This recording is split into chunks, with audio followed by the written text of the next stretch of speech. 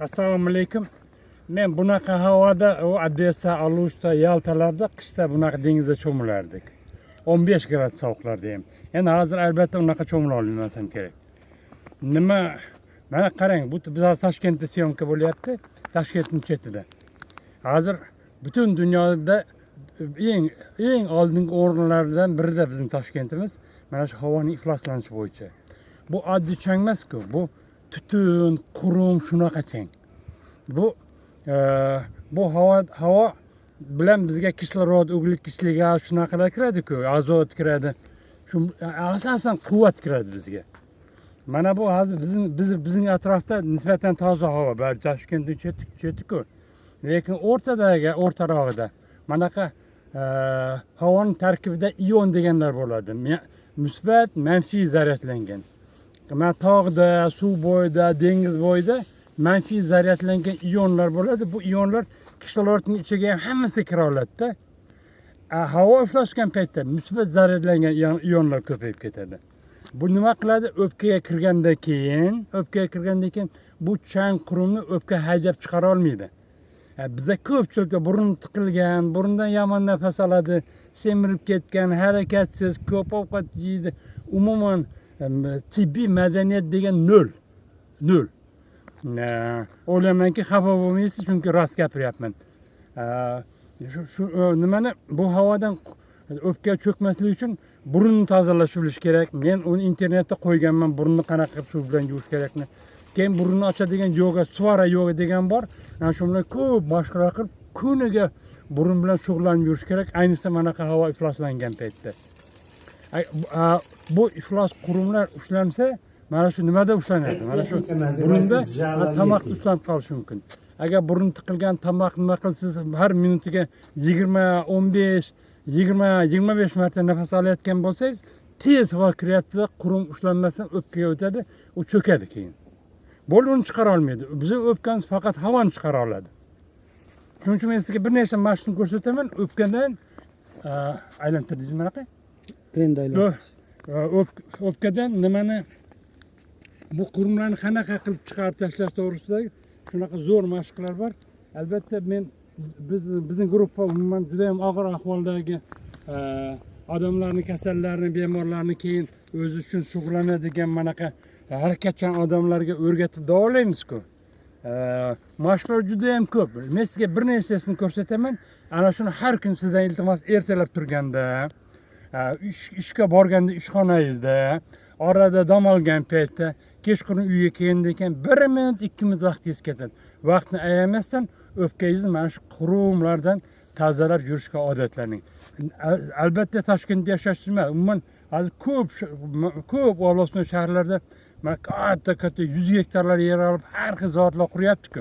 Bundan keyin menimcha ko'paysa ko'payadi, bunaqa zaharli zavodlar menimcha kamaymasa kerak. Birinchi mashq qarang. Manaqa nafas olasdagi sekin mana nafasni havoni chiqar manaqa.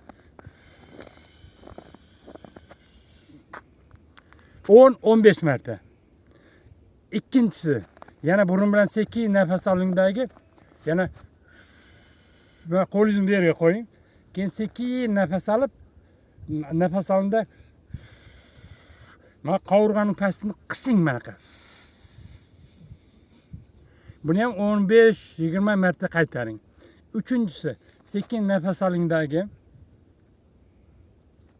mana qo'lni ko'tarib nafas oling, shunda o'pkaga havo ko'proq keladi.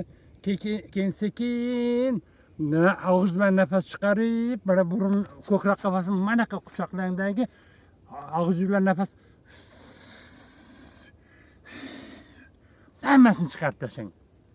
Keyin har bir o'pkani alohida tozalashga bo'ladi. Mana bronxial astma bo'lgan, pnevmoniya o'tkazganlar, bronxit o'tkazganlarga bu juda ham zo'r. Mana gipertoniklarga juda ham zo'r, dolyans doim oshadigan.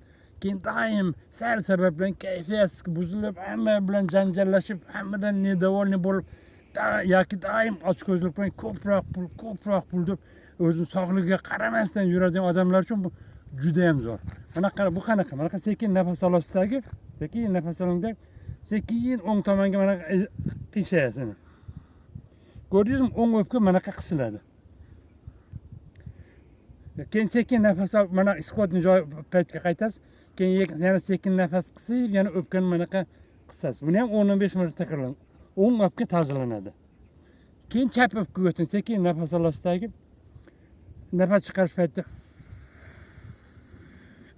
buni ham 10-15 marta takrorlang. Chap o'pkangiz nima qiladi. Mashqlar juda ham ko'p. Bunaqa mashq qilsangiz bo'ladi. Mana bu yerda bizda diafragma degan payda bor. Internetdan qarab ko'ring. Baribir sizlar meni internetdan ko'ryapsizlar-ku. Qarab ko'rsangiz diafragma degan payda ko'krak qafasining pasti, qorin bo'shlig'ining yuqorisi. U pastga ketganda qorin bo'shligida organlarni massaj qiladi, tepaga ketganda yurak bilan o'pkani massaj qiladi. Bu qanaqa qilinadi bu? Hozir ketirasizlar, mana qarang. Mana. Faqat nafas chiqarasiz, nafas olmaysiz. Mashqlar juda ham ko'p. Mana shuni qilib yursangiz sizga mana shunaqa yetarli bo'ladi. Sog' bo'ling, o'zingizga qarang. Hech qanday dori sizning o'pkangizni tozalay olmaydi. Doridan tuzalgan odamni men ko'rganim yo'q, lekin qanday kasal bo'lishingizni qat'iy nazar dori sizga shu dori ichingizda bo'lgan paytda, tanada bo'lgan paytda ta'sir qiladi. U ketish bilan kasalligingiz yana zo'r qiladi. Dori kasallik chiqarib turadigan zaharli toksinlarni ichkariga yuboradi. Keyin u boshqa kasallikka aylanib 1 yil, 2 yil, 3 yildan keyin kelib chiqadi. Mana har xil mana onkologiya, mana nima saxir bo'lib, nima qilgan odamlarning ko'pchiligi oldin qandaydir arzimagan kasallik deb dori ichgan u yaxshi bo'lgan, 3-4 yildan keyin boshqa kasallikka aylanib chiqqan. Ehtiyot bo'ling, o'zingizni saqlang, sog' bo'ling.